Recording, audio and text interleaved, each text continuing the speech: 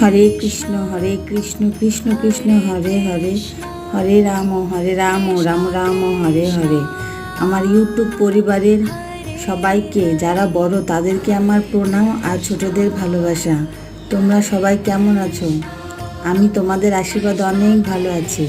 আর তোমরা আমার ভিডিও কে কোথা থেকে দেখো কমেন্টে বলো প্লিজ। আর এভাবে আমার সাথে থাকো। হরে কৃষ্ণ।